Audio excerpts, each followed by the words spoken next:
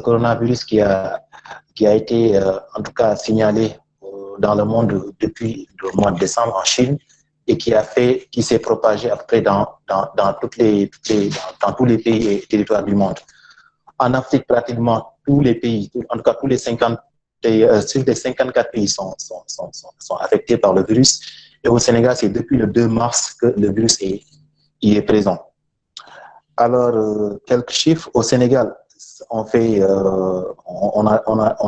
décompte pas moins de 4000 personnes qui sont testées positives, dont 2512 guéris et 47 décès.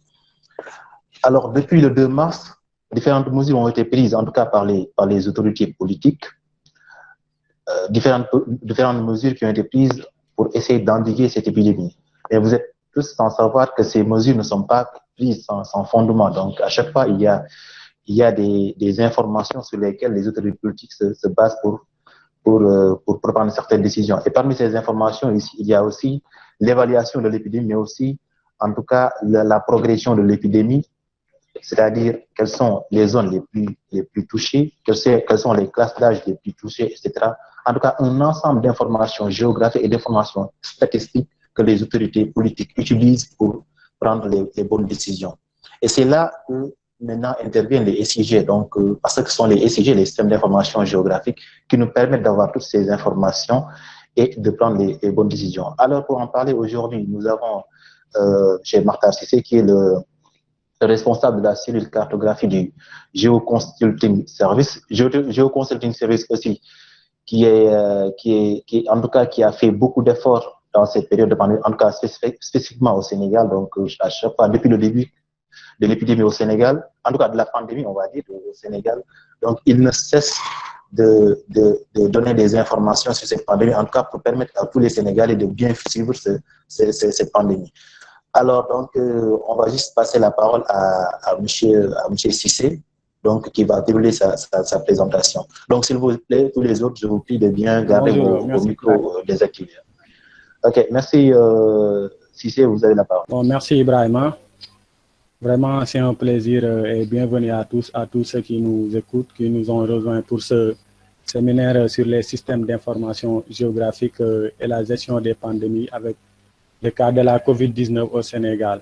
Merci au Réseau national des jeunes géomètres et géomaticiens du Sénégal qui a bien voulu nous choisir pour dérouler ce séminaire en ligne.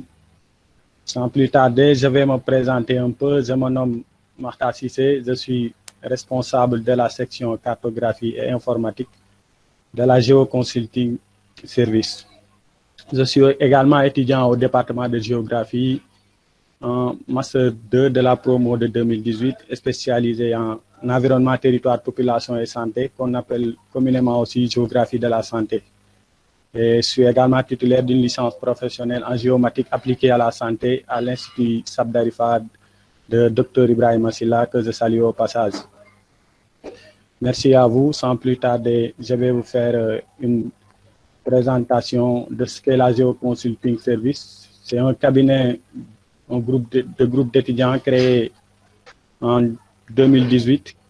Il est composé de 17 membres, 9 hommes et de 9 filles, tous issus de l'UCAD, mais qui ont eu des spécialisations différentes dans différents domaines, que ce soit en géographie ou en géomatique ou en logistique. Pour cette présentation sur les systèmes d'information géographique et la gestion des pandémies, comme je l'avais dit tantôt, on va faire une présentation en 2 grandes parties. La première consiste à parler de la notion de système d'information géographique, c'est-à-dire qu'est-ce qu'un cycle, ses composants, ses fonctionnalités, les modes de données dans un cycle, ainsi que les avantages et les domaines d'application. La deuxième partie qui nous intéresse le plus concernera son apport sur la gestion des pandémies avec le cas du Sénégal.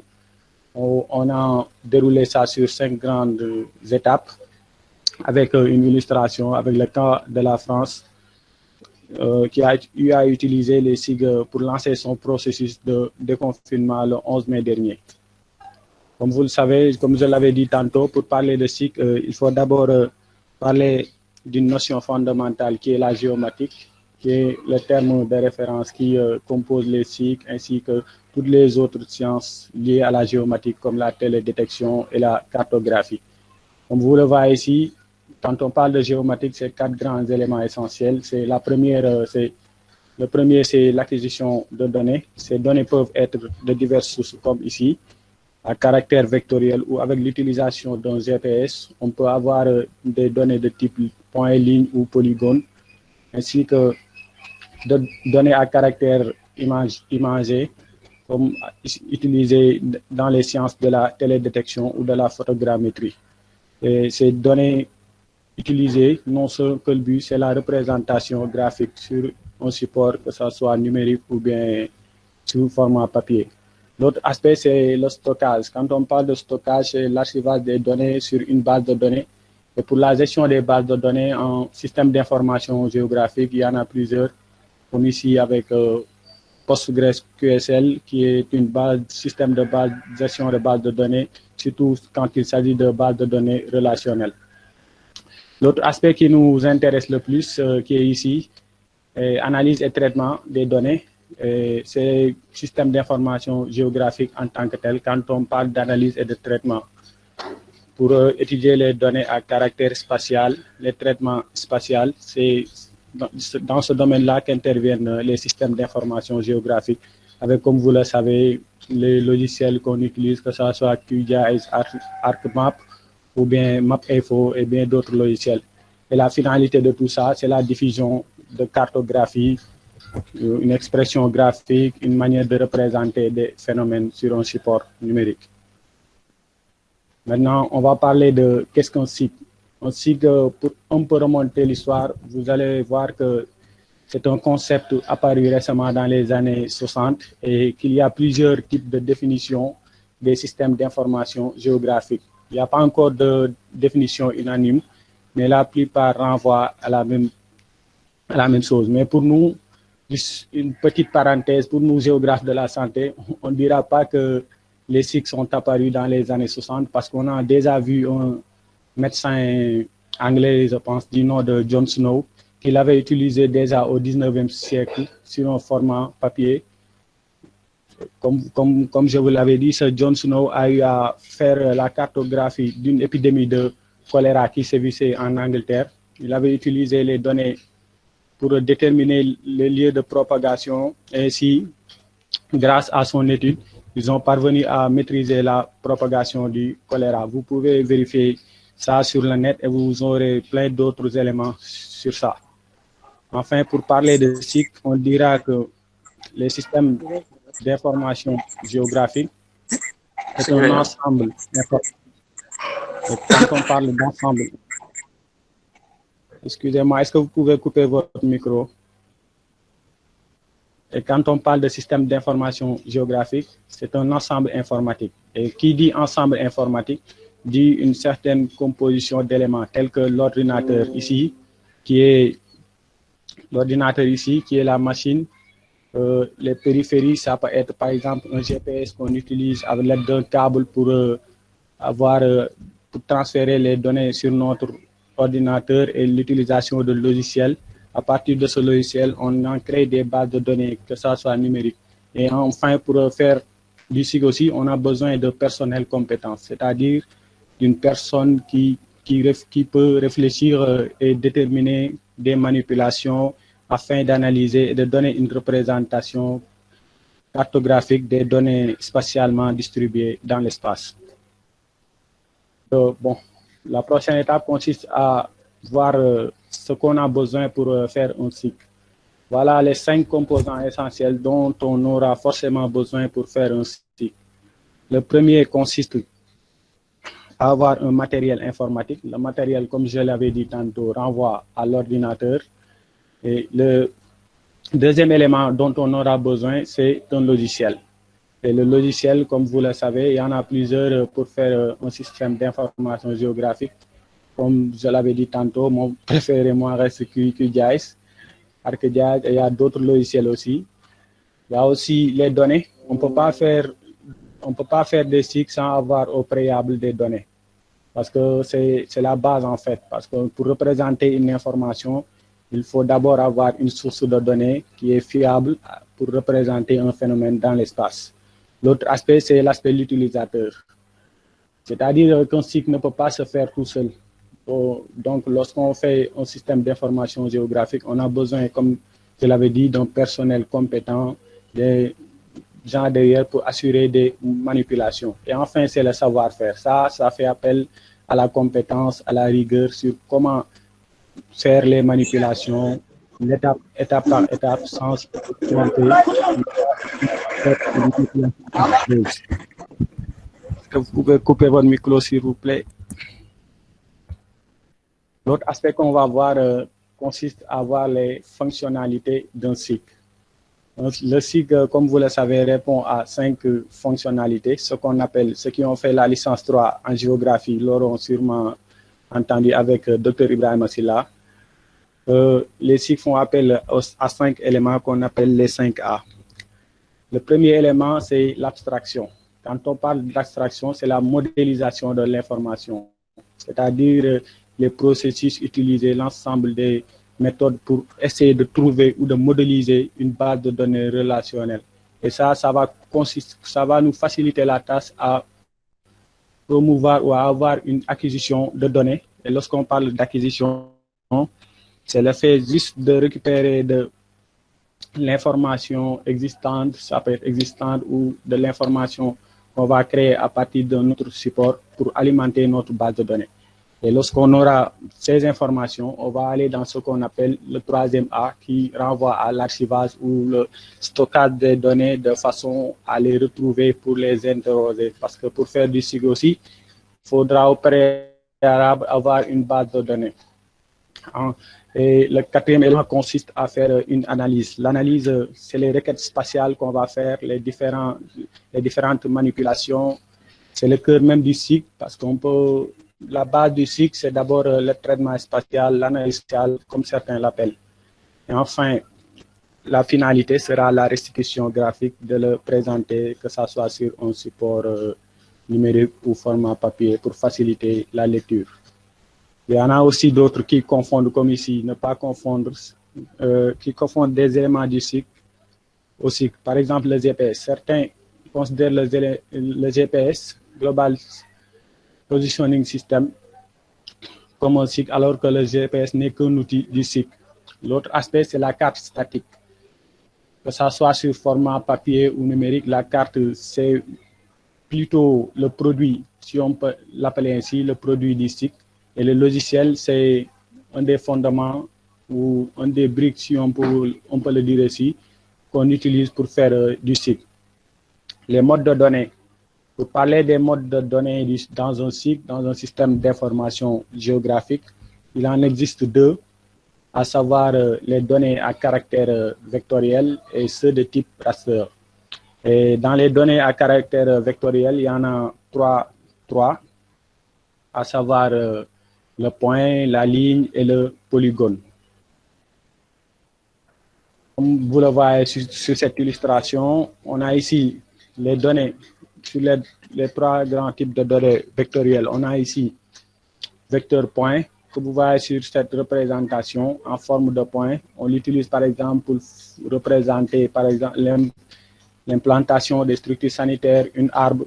On utilise ce genre d'informations pour représenter les données de type vecteur. Pour la ligne, comme vous le voyez, c'est les données représentées de façon la plupart linéaire, comme les routes, le réseau hydrographique. Et les données de type polygone renvoient surtout aux données de type surfacique. Comme par exemple, si je voulais représenter la forêt classée de Mbao, j'aurais utilisé par exemple cette entité-là qui nous permettra non seulement de les représenter de façon surfacique, mais aussi de faire des prélèvements, des calculs de zone pour savoir le périmètre ou l'air.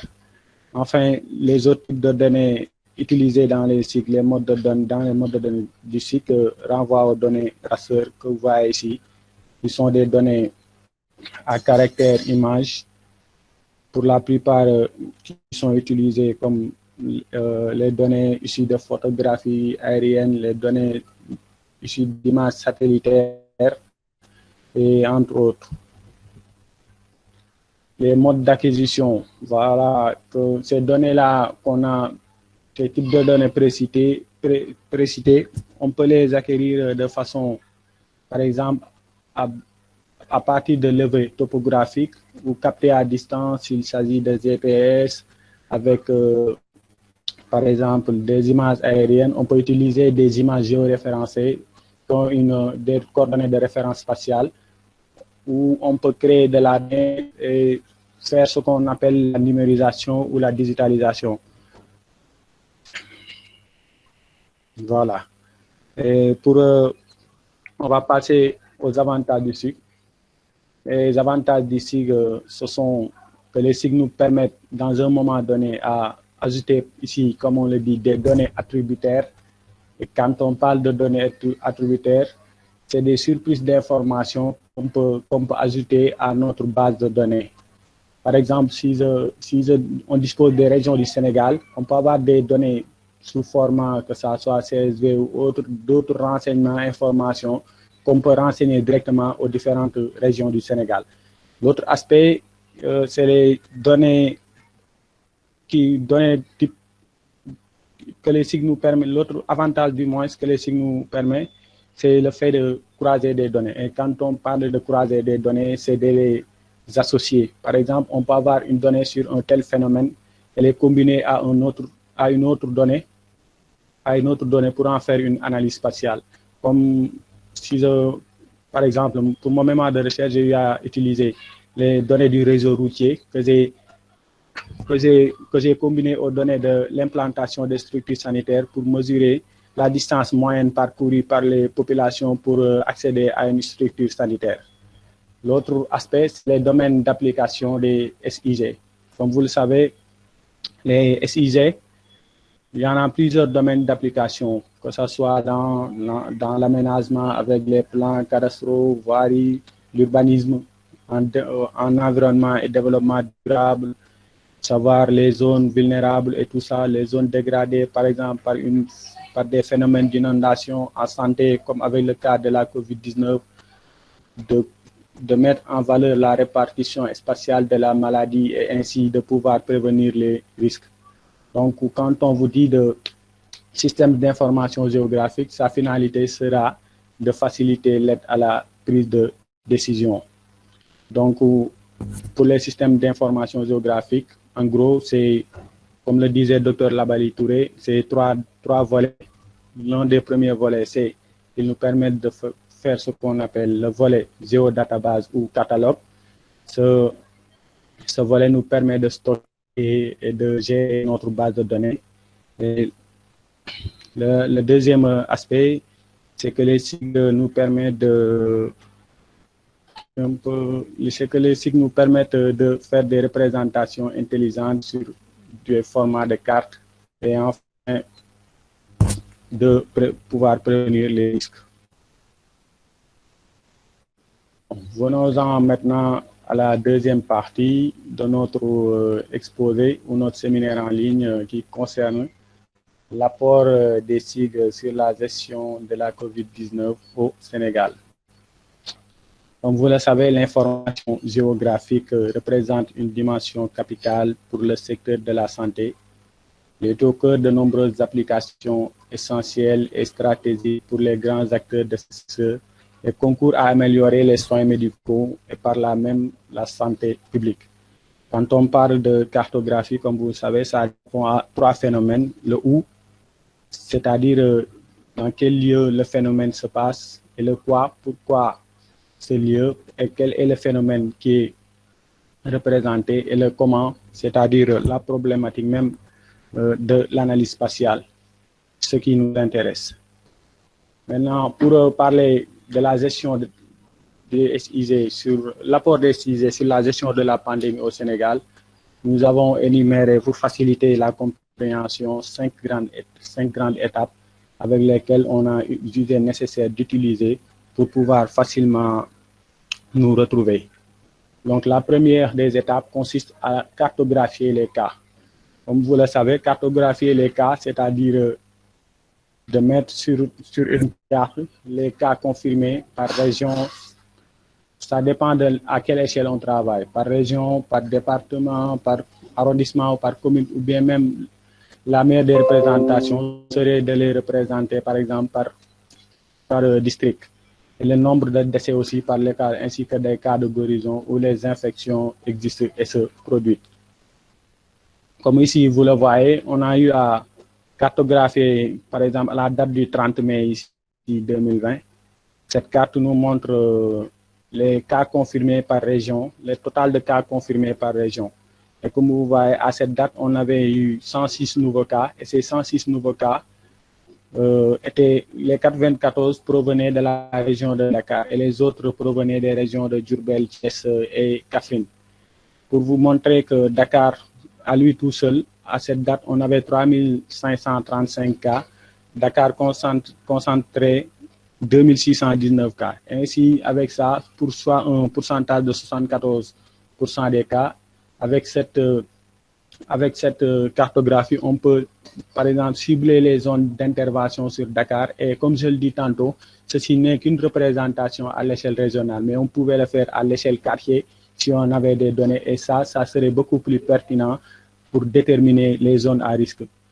On va voir ici sur la cartographie, en deuxième étape, la cartographie de la propagation. Et quand on parle de cartographie de la propagation, et comme John Snow, que j'avais signalé, que j'avais intitulé au début, l'avait fait, c'est des cartes temporelles qui peuvent révéler comment les infections se propagent dans le temps et où vous souhaitez cibler vos interventions.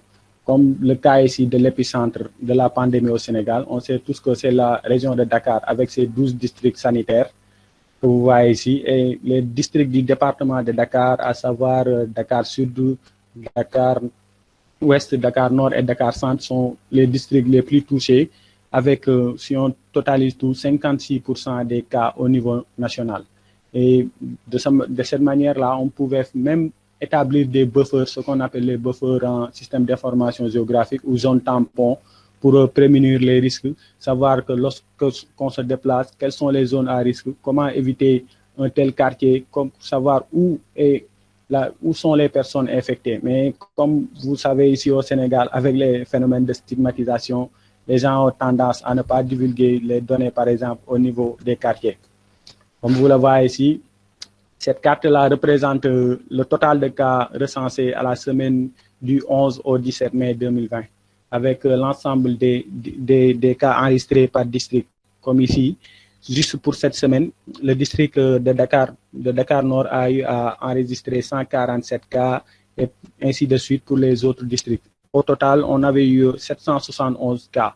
Et c'est grâce à cette cartographie que si vous avez suivi l'autre fois l'intervention du ministre de la Santé, M. Abdoulaye Diouf Sarr, qu'il parlait de pic. Et c'est à cette date-là, les 171 cas que le Sénégal avait eu à enregistrer, qui sont répartis comme suit. Depuis lors, c'est sur cette base qu'ils se sont basés pour prendre des mesures qui vont petit à petit commencer à partir de demain, comme la circulation interurbaine, interrégionale entre les différentes régions.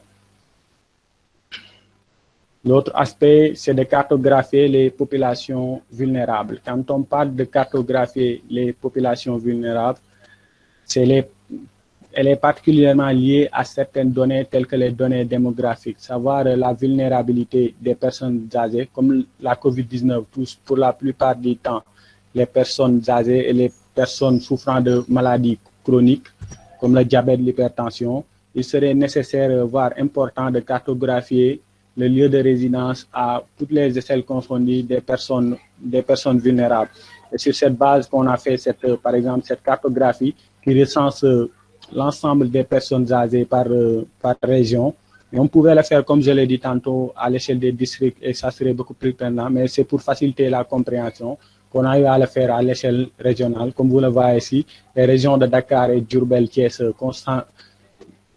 répertorie le plus de personnes âgées. Et si vous voyez bien qu'à la date du 1er mai, sur 45 décès au Sénégal, les 28 étaient de la région de Dakar pour une moyenne d'âge de 60 ans presque. Pour vous montrer que les cycles peuvent intervenir dans ces domaines, car ça facilite la lecture et ça nous permet de prendre des décisions importantes à l'avenir. La La quatrième étape consiste à cartographier les ressources. Et qui dit cartographier les ressources, c'est cartographier les installations, les employés, les citoyens, ainsi que les ressources médicales, l'équipement, les biens et services pour comprendre et répondre aux impacts actuels. C'est-à-dire, grâce au SIC, on peut cartographier, par exemple, comme sur cette carte, où on a eu à cartographier les 27 centres de traitement de la maladie du Covid-19 qui existent au Sénégal. Si vous voyez bien, les petits points que vous voyez ici, c'est les autres structures sanitaires au niveau national. Donc, l'ensemble des structures sanitaires sont répertoriées ici et sur 79 districts, mais ici, on a la limite des régions. On peut s'apercevoir que les centres de traitement, pour la plupart, sont concentrés dans la région de Dakar. Sur les 27, les 11 se situent au niveau de la capitale. Et pour Diourbel, on a eu 4. Et les autres régions, à part Thiès, je pense que chacune des autres régions dispose que d'un seul centre de traitement. Et on peut, à partir de ces données, faire ce qu'on appelle la visualisation et de prévenir les risques et à l'avenir de pouvoir faire que d'autres régions aussi puissent bénéficier d'un centre de traitement en fonction aussi de l'évolution de la maladie sur ces zones. Parce qu'on ne peut pas venir dans une région et établir un centre de traitement alors qu'il y a très peu de cas liés à la maladie de la COVID-19. L'autre aspect, cinquième et dernière étape, parce que c'est la carte, les systèmes d'information géographique dans la gestion des pandémies, c'est de créer des cartes web interactives, des tableaux de bord, story map pour communiquer rapidement. Parce que même si vous le voyez au Sénégal, maintenant les gens ont tendance à se familiariser avec la cartographie, ce qui autant n'était pas du tout le cas. Si vous voyez, vous avez eu à voir les journalistes, même maintenant, utilisent les productions cartographiques pour essayer de représenter les phénomènes dans l'espace. C'est dans ce sens-là, nous-mêmes, qu'on avait eu à élaborer, je pense, cette cartographie. Je vais vous montrer pour aller plus vite, pour ne pas cliquer sur le lien et perdre du temps. Attendez, je vais faire... oui, voilà. C'est dans ce sens-là qu'on avait eu à faire une carte interactive. Vous pouvez en trouver d'autres, d'autres cartes interactives comme celui le plus utilisé ou le plus vu au monde, la carte de l'Université Hopkins aux États-Unis, qui recense le total de nombre de cas de décès et de personnes sous traitement dans les 5 continents. Comme ici, vous le voyez, nous aussi, on a eu à le faire avec un logiciel open source, la carte web avec Google My Map. Vous pouvez le faire avec UMAP et il y a d'autres sources sur la net qui vous permettront de réaliser ce genre de carte. Comme ça, en cliquant directement, on a ici la répartition, par exemple, des cas par pays. Au niveau du Sénégal aussi, on l'a fait même avec les districts touchés. Donc, vous voyez ici le nombre de cas au Sénégal, le nombre de décès et le nombre de guérisons. On a eu aussi à le faire comme ici, sur les différents districts du pays touché, ces points que vous voyez en fonction de la couleur. Vous voyez que, par exemple, les districts de la région de Dakar restent les plus touchés. Comme ici, vous pouvez y cliquer directement pour avoir le nombre, par exemple, pour le district sanitaire de Rufisque, à ce jour, compte 107 cas. Pour faciliter la compréhension. Voilà, ça peut nous aider à partager facilement une information et le mode de visualisation aussi paraît intéressant de telle sorte que les gens vont aimer voir la carte et s'intéresser de plus en plus à vos publications.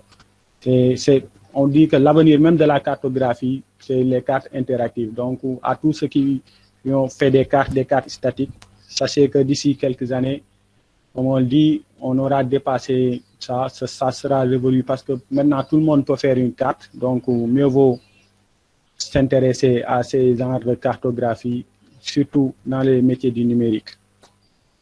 Voilà. En dernier lieu, nous allons parler de l'exemple ici de la France. Comme vous le voyez, la France a eu à utiliser les systèmes d'information géographique pour lancer son processus de déconfinement le 11 mai dernier. Si vous voyez les départements, ça ce sont les départements français, les limites des départements blancs là. Il y avait des départs. Ça, c'était une carte du 11 mai, par exemple. Les régions en vert constituent les départements du moins en vert constituent les zones où la maladie était contrôlée. Ceux en orange, c'était les zones intermédiaires qui pouvaient passer soit de l'orange au vert, soit de l'orange au rouge. Le rouge où les infections ou les taux de contamination étaient de plus en plus élevés. C'est pourquoi pour lancer le processus de déconfinement, donc ils ont jugé nécessaire, avec l'aide des systèmes d'information géographique, de savoir par quel département où les gens pouvaient circuler librement et ainsi de suite.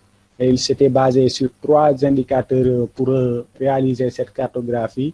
Et les indicateurs, c'était sur l'aspect, la tension hospitalière. Quand on parle de tension hospitalière, c'est la saturation des hôpitaux sur le nombre de personnes infectées.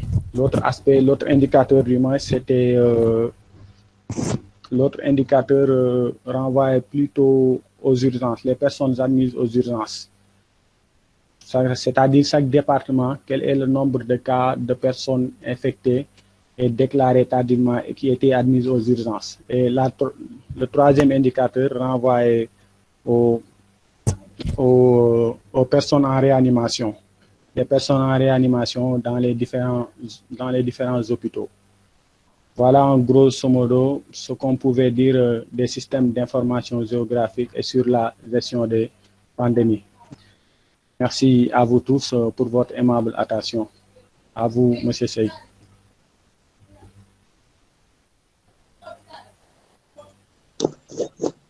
Oui, merci Martar, merci pour cette belle présentation. Donc, ça fait pas mal d'informations que vous venez de partager avec nous. Donc, et là aussi, vous nous avez encore montré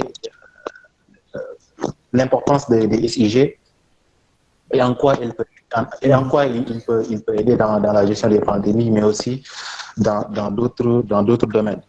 Donc, merci beaucoup. Donc, peut-être je vais essayer un peu de résumer votre présentation. Donc, ça fait pas mal d'informations, comme je dis.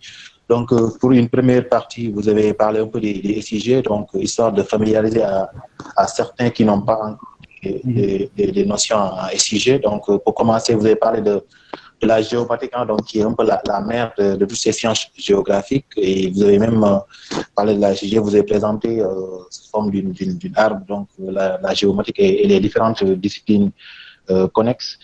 Et en deuxième lieu aussi, vous avez défini les SIG et présenté les différentes composantes d'un système d'information géographique.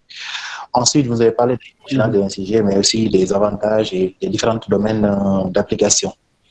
Et en deuxième lieu, maintenant, voilà, maintenant on est venu au cas spécifique du Covid-19, en tout cas les SIG, comme vous avez dit, hein, donc l'apport des SIG dans la gestion des pandémies.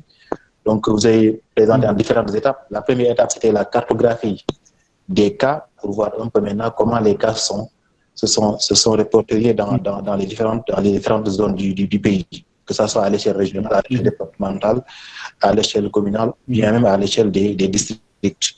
Vous avez parlé aussi de la cartographie de la propagation pour voir maintenant quelles sont les zones les plus touchées par rapport aux autres zones.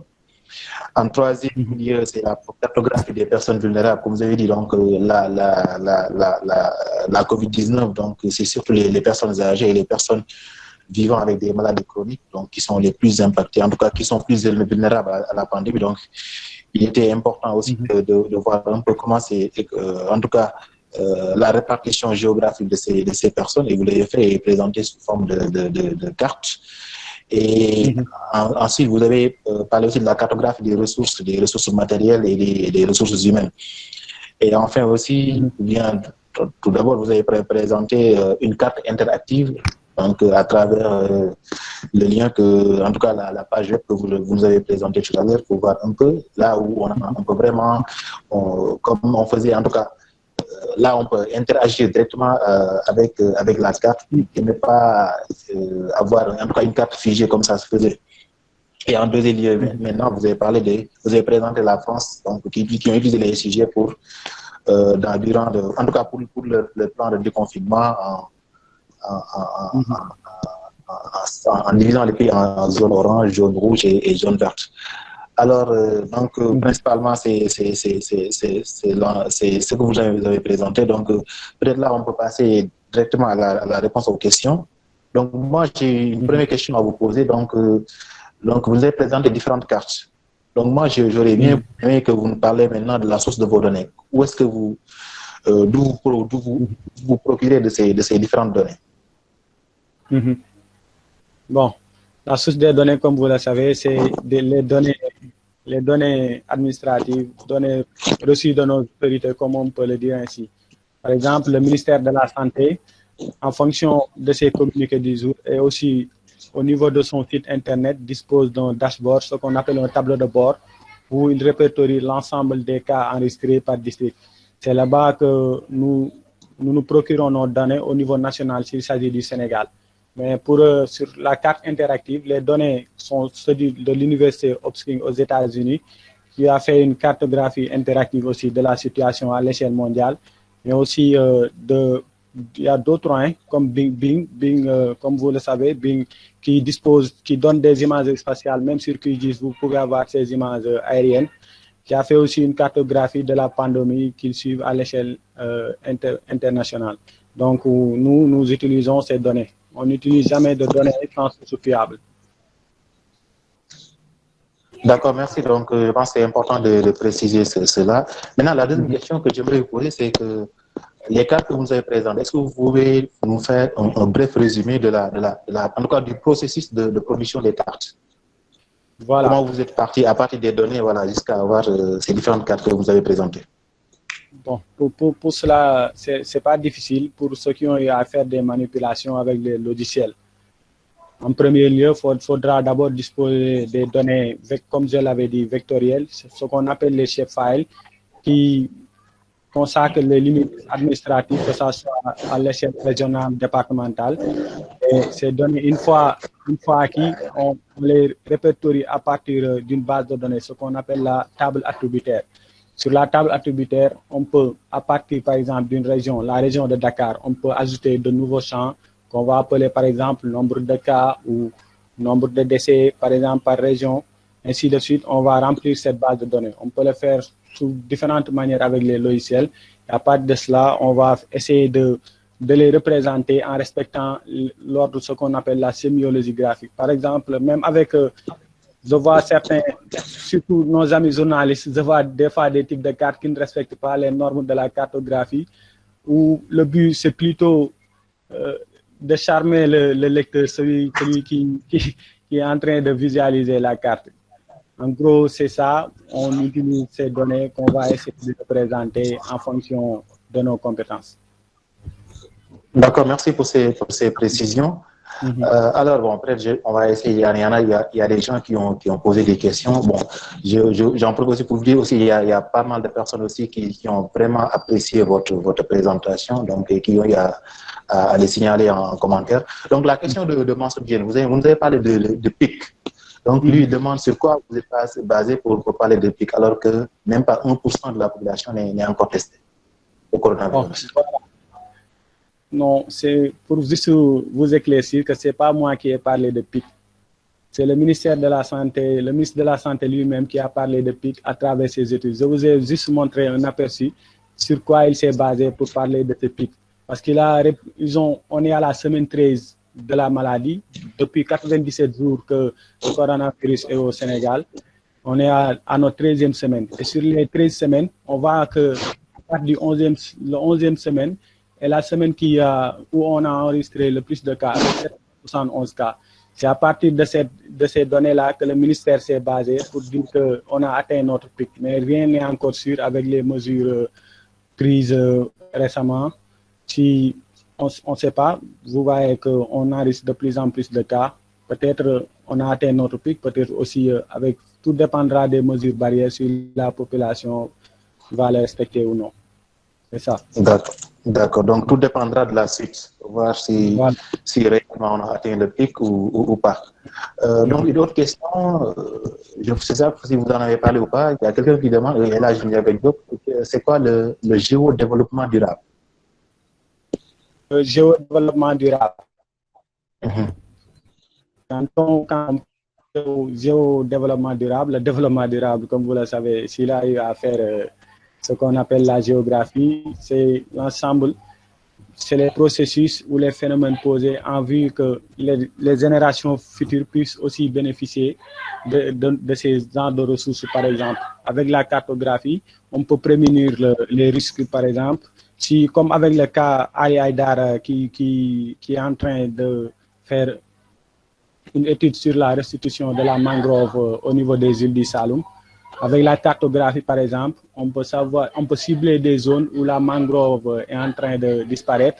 Et ainsi, en les cartographiant, cela pourra faciliter après à représenter, à faire, comment j'ai pu, à rebaptiser les forêts, par exemple, ou la mangrove, à les redynamiser encore un peu plus.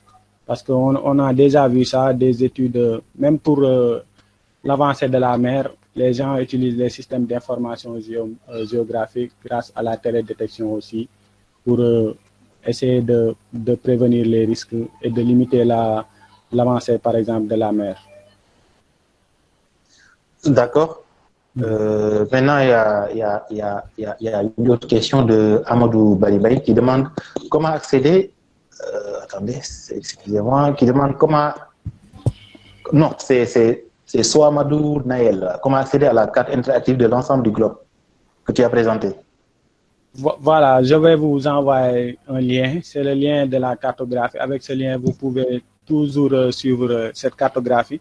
Je vous rappelle que c'est une chose facile hein, que vous pouvez faire vous aussi en accédant directement aux outils de Google, avec Google My Map. Moi, je l'ai fait avec Google My Map, mais il y a d'autres aussi types de cartographie web que vous pouvez utiliser pour réaliser ce genre de carte. Je vais vous envoyer le lien, comme ça sera plus facile. Je l'envoie en commentaire ou messagerie. Voilà, c'est ça. Je vais partager avec vous le lien. Vous pouvez, à partir de ce lien, accéder directement à la cartographie. D'accord. Bon, maintenant, on va en venir à la question de Amadou Bari. Pour l'exemple du webmap, les solutions utilisées sont-elles 100% open source?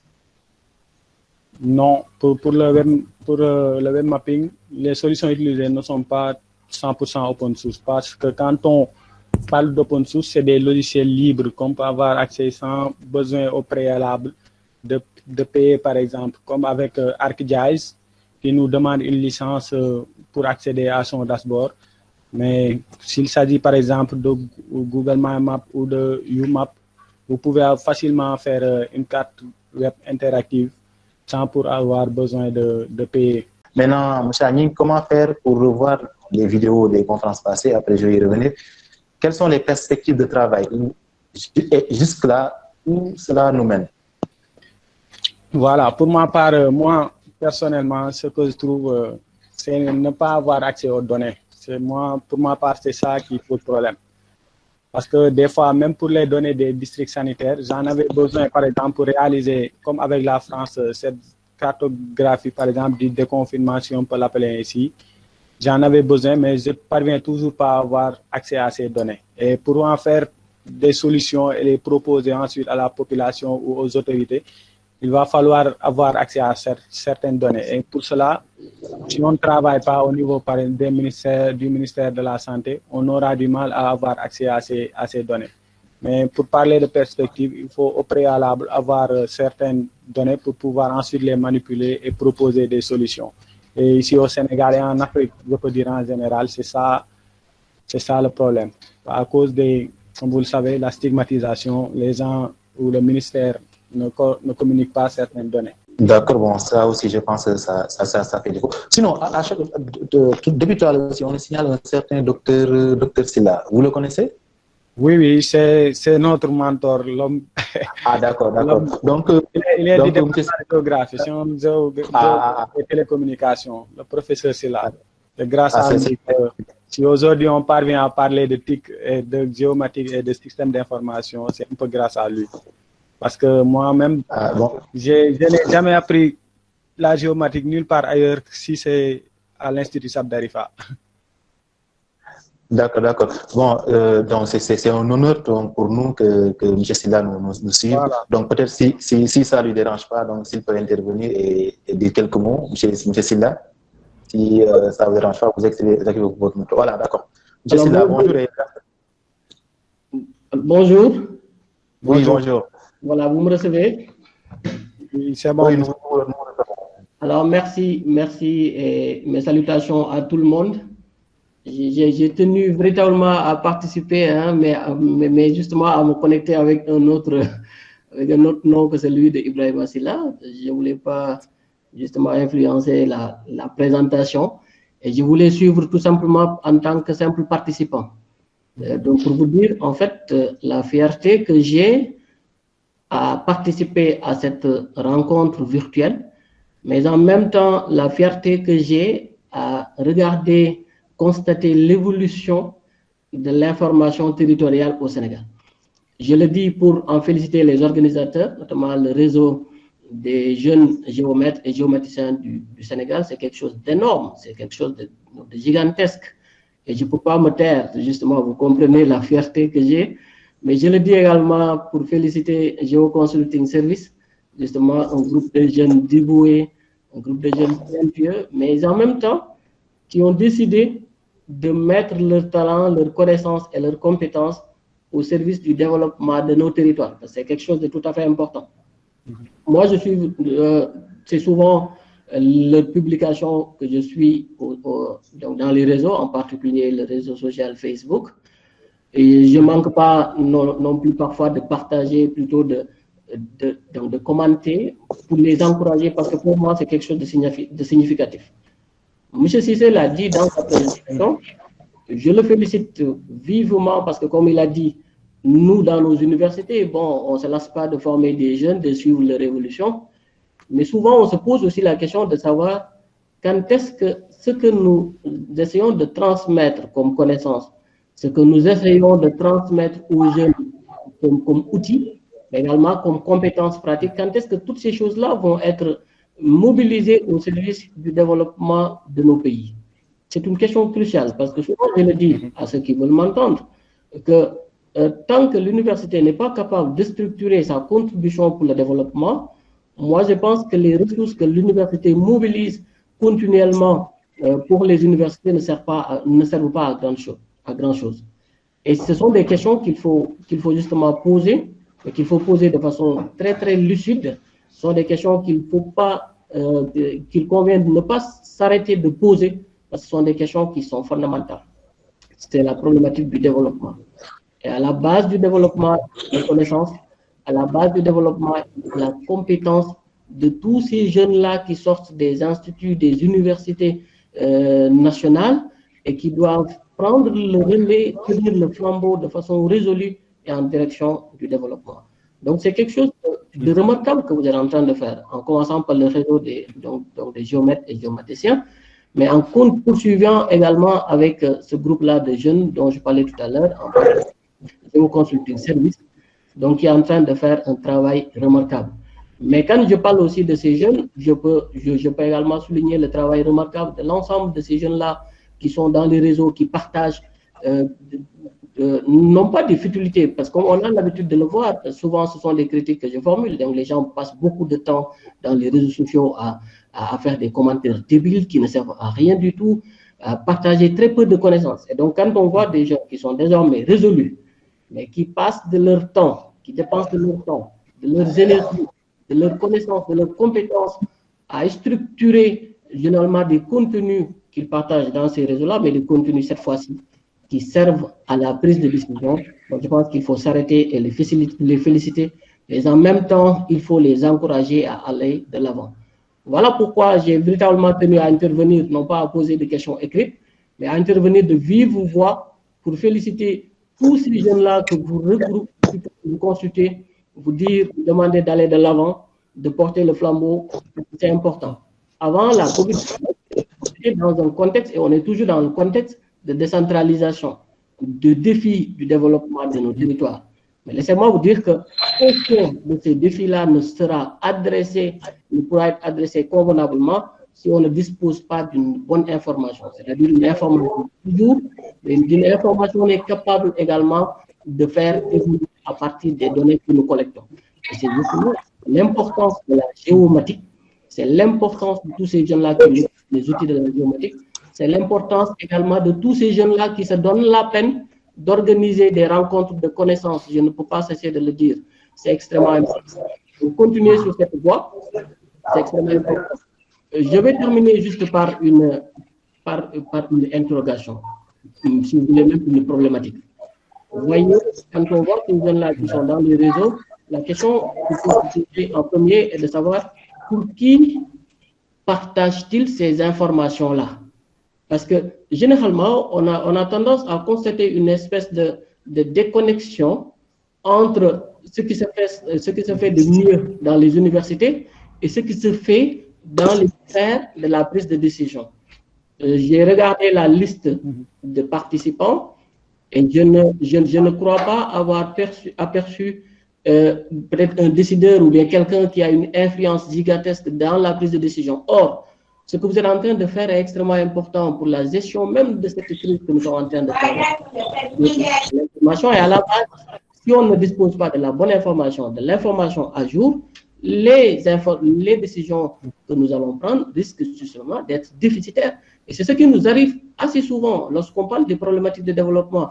Et aujourd'hui, on n'a plus ce complexe. Aujourd'hui, on n'a plus ce problème-là de disponibilité de personnes, de ressources, de compétences qui sont formées, sont résolues finalement à apporter la connaissance. Donc, quelle est l'interconnexion que vous essayez aujourd'hui? Bon, je ne parle pas uniquement de géoconsulting, mais je parle mais également du réseau des géomètres, des géométriciens.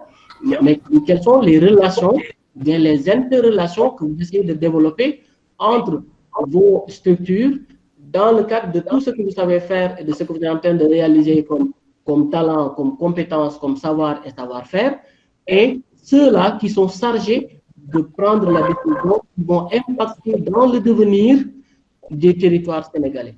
Je pense que ce sont des questions qui sont fondamentales. Et je terminerai également par une annonce à Géoconsulting.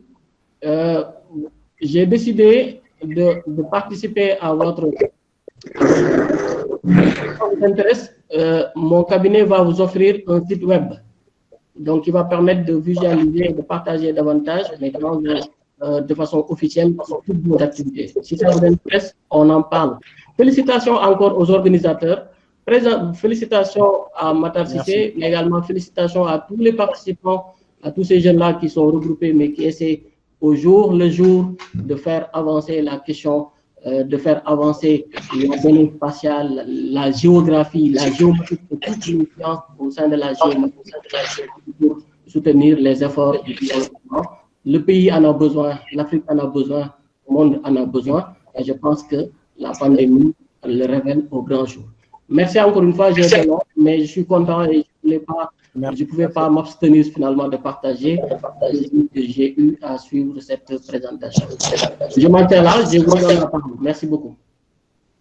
Voilà, merci, Dr. Sylla. Je pense que c'est très important et vraiment c'est un plaisir pour nous que vous interveniez. Donc d'abord, vous nous suivez et puis vous intervenez à ce webinaire. Et merci pour tous ces messages donc vraiment qui nous motivent, Et là même, je vois qu'il y a pas mal de vos étudiants qui apprécient votre générosité et qui vous remercient infiniment. Merci. Alors, donc, en tout cas, vous dites que le réseau des jeunes géomètres, en tout cas, tout le bureau et le réseau en général, par ma voix, vous remercie de cette attention que vous portez. Donc, peut-être on ne s'est pas encore connu, mais après, on va essayer de garder le contact et de voir, vous avez parlé de votre cabinet, mais aussi de réseau, comment on peut essayer de s'organiser pour essayer de produire quelque chose. Donc, comme vous avez dit, avec plaisir. Voilà, ces webinaires, c'est une sorte pour nous, en tout cas, d'apporter notre en tout cas, comment on dit, en tout cas, c'est une façon pour nous de participer à la gestion de cette pandémie. Tout d'abord, ce qu'on a fait tout au début, c'était de participer financièrement à la collecte pour le force plutôt COVID-19. Donc, on a participé à hauteur de 400 000 francs, donc les différentes cotisations faite par les membres du réseau. Et par la suite, maintenant, essayer de voir entre nous comment on peut s'organiser, puisque aujourd'hui, surtout côté des étudiants, donc beaucoup d'entre eux ne font plus de cours, donc essayer chacun chez soi de continuer à apprendre. Donc c'était dans cette logique, mais de toute façon, il y a d'autres challenges aussi qui nous attendent, donc on va essayer de s'organiser, en tout cas pour mieux accompagner les jeunes et les géomatiens. Et je pense que ce que vous avez dit, c'est important. Vous avez dit qu'ici, il n'y a aucun décideur, en tout cas, ce qu'on voit, il n'y a aucun décideur qui nous suit. Et je pense que c'est important aujourd'hui. Il ne suffit pas d'avoir uniquement des jeunes motivés, mais aussi, en tout cas, nos aînés, nos mentors, nous avons besoin d'eux qui nous accompagnent, en tout cas, qui nous guident pour qu'on puisse réussir dans ce qu'on fait. Et vraiment, vous êtes un exemple de ça. Espérons juste que les autres vont suivre votre exemple et vraiment, encore une fois, nous vous remercions infiniment. Peut-être, je ne vais pas vous faire juste une question. Donc, je pense qu'il y a Massoud Diène qui a posé et c'est une question aussi qui intéresse pas mal de Sénégalais. Donc, on parle de pic. C'est vrai que la fois passée, le ministre de la Santé a dit qu'on a dépassé le pic ou bien on est au niveau de la phase du pic. Maintenant, moi, au regard des données, en tout cas de la variation de ces données, des différentes données du Covid-19 ou bien de la Covid-19 au Sénégal, pensez-vous qu'on a dépassé le pic ou bien on est exactement au niveau de la phase de pic ou bien on n'y est pas encore? Alors moi, je pense que quand on parle de pic, je ne vais pas commencer par plutôt par la pensée, mais plutôt par l'espoir. J'ai espoir qu'on ait dépassé ce pic-là. Mais maintenant, après, quand on parle de pic et qu'on regarde ce qui se passe au Sénégal, comparativement à ce qui se passe à l'échelle internationale, notamment le cas de la France, qui est peut-être le plus connu, et qui est le plus suivi également à partir du Sénégal. Moi, je pense qu'il y a plein de questions sur lesquelles peut-être il faut s'arrêter et réfléchir avant que l'on puisse parler de dépasser ou ne pas dépasser des pics. Parce que si vous prenez l'exemple français, je pense que Matar plutôt est largement revenu là-dessus. C'est un exemple qui est important parce que dès le départ, et je pense que c'est aussi le cas dans beaucoup de pays développés, dès le départ, les gens ont misé sur l'information territoriale qui a été collectée, qui a été mise à jour, qui a été suivie de façon minutieuse, de sorte qu'au finish, les gens pouvaient se baser sur cette information-là pour dire avec raison, sur la base des statistiques qui sont fiables, pouvoir dire qu'effectivement, à telle période, on était à tel niveau de pandémie, de contagion, mais à telle période, cette courbe-là, elle est descendue ou bien en tout cas, elle est à un niveau de plateau. C'est-à-dire que la courbe s'est stabilisée. Mais aujourd'hui, même si vous suivez, par exemple, l'actualité chaque jour, qu'est-ce que le ministère fait? Le ministère nous a habitués à nous donner une information dont certaines variables pratiquement, ou bien dans les choses, il y a certaines variables qui sont, c'est-à-dire le nombre de contaminés, la distribution spatiale de la veille, et ainsi de suite. Ce sont ces choses. Mais par contre, tout le reste pratiquement n'évolue pas. La deuxième chose, c'est qu'au sein de dans le cadre de ces informations, il est très difficile de voir qu'est-ce qui est spatialisé convenablement et qu'est-ce qui ne l'est pas. De sorte que d'ailleurs, dans certains milieux, les gens ont mis en cause la fiabilité de certaines données qui sont communiquées. Finalement, il n'y a pas la fiabilité de ces données-là. Mais je me dis, quelle est aujourd'hui la machine technique, la machine statistique, la machine géomatique qui permet pratiquement à ces décideurs-là de pouvoir nous dire qu'effectivement, de façon objective, on a pu atteindre le pic ou pas. Troisième élément, aujourd'hui, on n'est pas arrivé à un niveau de test que les autres dans d'autres pays, en France, en Allemagne, en Espagne, aux États-Unis, ailleurs, ont pratiqué quotidiennement sur leur population. Je pense qu'au meilleur des cas, le nombre de tests quotidiens n'a pas dépassé 1200. Voilà. Mais de toute manière, ça n'a jamais dépassé 1500, pour ne pas dire des bêtises.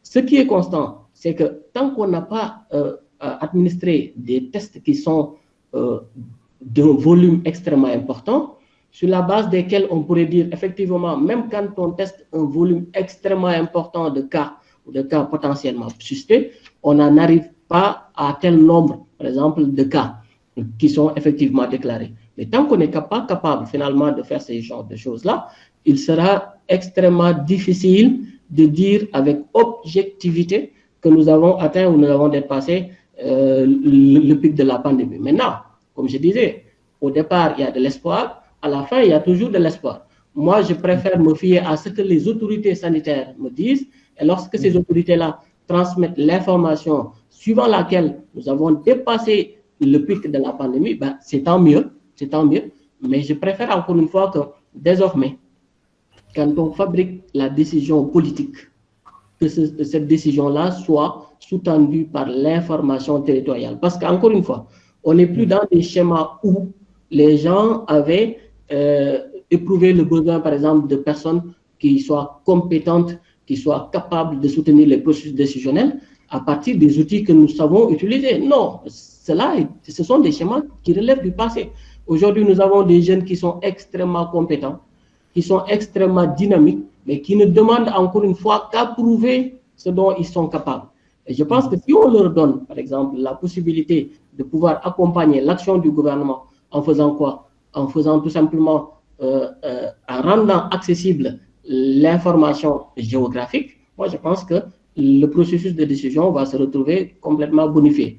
Matar ne l'a pas dit, les jeunes ne l'ont pas dit, mais eux-mêmes, ils ont aidé les collectivités territoriales dans le cadre des volontaires de l'information territoriale à prendre des décisions. Mais en faisant quoi? En faisant une cartographie extrêmement correcte de tout ce qui est ressources, de tout ce qui est population, de tout ce qui est activité économique au sein des territoires. Moi, je pense que ça, c'est quelque chose qui est extrêmement remarquable. Mais ce qui est important aussi, et je termine par ça, c'est qu'on ne doit pas retourner à l'âge de pierre. Il y a 1 an, il y a 2 ans, ou bien mieux, il y a 10 ans, ce que vous êtes en train de faire n'existait pas. Moi, je me rappelle de mes premiers cours que j'ai enseignés à l'université à des étudiants, c'était la promotion d'Aliou Goudiaby, qui par ailleurs fait de la cartographie et partage dans les réseaux sociaux. Mais cette promotion-là n'était pas aussi développée que ça. C'était des logiciels que l'on arrivait difficilement à mettre dans des machines. À l'époque, on n'avait pas de licence, on n'avait pas autant de logiciels qui sont aujourd'hui craqués, même si je n'encourage pas les logiciels craqués. Mais pour vous dire en fait combien la réalité est la situation est en train d'évoluer.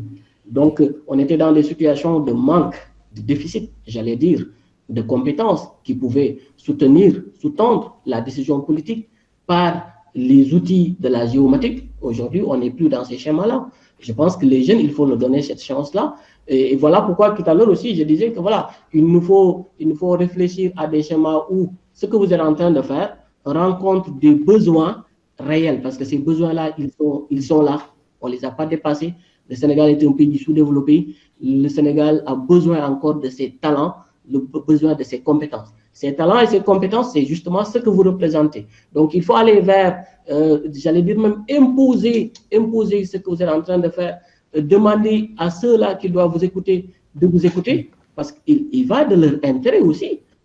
Partager l'information territoriale, partager l'information géographique, moi je pense que c'est c'est la meilleure façon de soutenir les efforts de développement. Et donc vous avez un rôle à jouer. Je vous encourage à aller dans des cadres de partenariat, que ce soit le réseau des géomètres et géomaticiens, que ce soit des groupes tels que Geoconsulting Service, ou encore d'autres qui sont en train de faire des travaux extrêmement remarquables et qui ne cessent de partager leurs compétences, leur savoir-faire donc avec le grand public. Moi, je pense qu'il y a quand même beaucoup de choses que vous pouvez faire dans ce domaine-là. En tout cas, comme vous le disiez tout à l'heure, moi, si ça vous intéresse, ce genre de partenariat, nous aussi, parce que nous avons envie de voir ces jeunes-là qui prennent des initiatives, nous avons envie d'accompagner nos jeunes que nous avons formés dans nos universités et dans nos instituts de formation, parce que s'ils réussissent, nous réussissons. S'ils échouent, ce sont nos formations qui ont échoué, ce sont nos conseils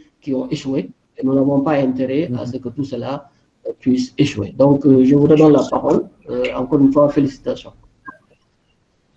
Oui, merci beaucoup, merci vraiment, merci encore, Dr Sylla. Donc, c'est très important, donc, tout ce que vous dites. Donc, on ne va pas parler de pic sans au préalable faire un test massif. Donc, en tout cas aussi, les SIG, donc, disons-le, c'est un outil important. Et même, un outil incontournable dans la prise de décision. Et cela dans tous les secteurs. Donc, et je pense que c'est ça qui fait la force des pays développés. Donc, espérons maintenant que nous, nos autorités politiques et même nos autorités locales, donc, et connaissant ça, donc, pour vraiment faire recours à ces types de disciplines. Donc, je pense que le réseau des jeunes géomètres et géomaticiens donc, est dans cette logique, essaie de démystifier les métiers de géomètres et géomaticiens. C'est vrai qu'il y en a qui ne savent pas encore c'est quoi ces métiers. Donc c'est à nous de divulguer ces métiers, en tout cas de les démystifier pour que tout le monde sache comment, en tout cas, quel apport quel est l'apport de nos métiers en tout cas dans le développement pour le développement de notre pays. Donc, encore une fois, merci beaucoup, Dr. Sylla. Donc là aussi, je pense qu'on a dépassé le temps. Donc, les webinaires sont généralement prévus pour 1 heure de temps maximum de présentation et réponse aux questions incluses. Et merci à vous. Merci aussi à Mata Cissé aussi qui a fait une très belle présentation, vraiment, disons-le. Donc, il y a pas mal de réactions. Donc, des gens qui apprécient beaucoup votre présentation. Et merci aussi à la Geo Consulting Service. Donc, l'équipe, disons, ce sont des jeunes, donc des jeunes très motivés, très dynamiques. Moi, c'est depuis le début de cette pandémie, je vois leur publication et c'est vraiment important. Donc, espérons que maintenant, les autorités politiques vont essayer de s'intéresser à ce que vous faites et vraiment vous appuyer et vous aider à vraiment à atteindre les différents challenges que vous vous êtes fixés. Donc, merci aussi à tous ceux qui nous ont suivis. Donc, certainement, bientôt, on va organiser un autre webinaire sur d'autres thématiques. Merci à tous.